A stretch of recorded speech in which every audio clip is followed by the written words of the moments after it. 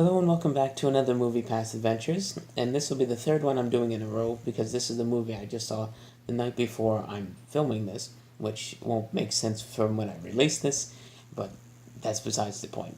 So this was the movie Hereditary, which is a horror film which doesn't do a lot of horror.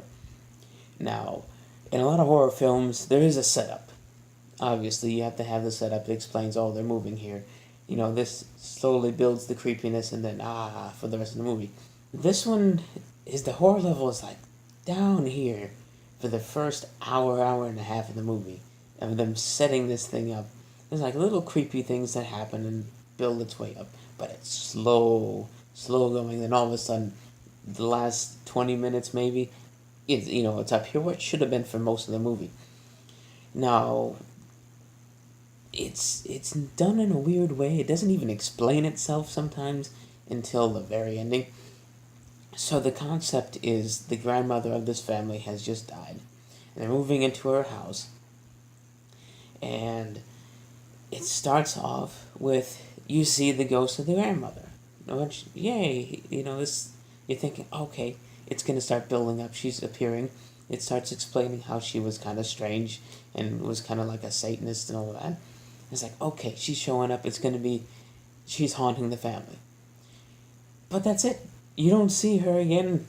You really don't. And there's nothing for like the next hour or so of them slowly building on the fact of, oh, she was this queen of demons or whatever, setting up that the granddaughter was also like connected to this. And like, it was like the strangest build up because then they end up killing off the daughter, the granddaughter, and it traumatizes the family, and they slowly start going crazy, but it's like it was more an internal crazy, not like, oh, there's things messing with us, they're haunting us crazy.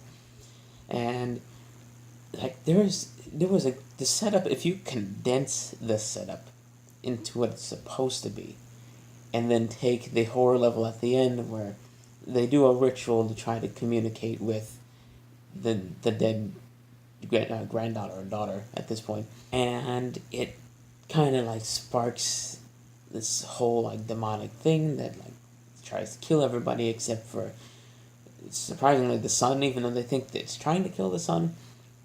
But you really don't get a lot of that until the last little bit. And that could have been a great thing to show at the beginning, or even like 45 minutes in, and then have 45 minutes of them being terrorized. But they really only get terrorized for the last 10-15 minutes. And then even at that, it gets weird because like it turns out that there's a bunch of these Satanists, and you have like decapitated people who are worshipping whatever it ends up being. And then everybody's naked for whatever reason. I don't quite understand what they were going with this. And it turns out, even though you thought that the granddaughter was the one that was connected to the grandmother and they were going to be like the main thing, it turns out they wanted her dead anyway. And they wanted it to be where the son, or the grandson, was the one who becomes the demon. And he gets possessed, but it almost like you can't tell if he really is. I don't know. This movie, I gave it... When I left, I said it was maybe like a 6 out of 10 movie, just because it's not set up well. It didn't quite meet the potential that it could have had.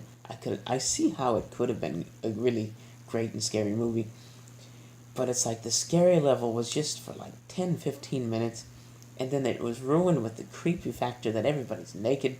If it wasn't for MoviePass and the fact that I technically didn't have to pay for this, I wouldn't have went to see this. And it's something that if you think you want to see it, wait for it to come out in a Redbox or a Netflix or something, because it's not worth $10 a ticket or whatever you have to pay.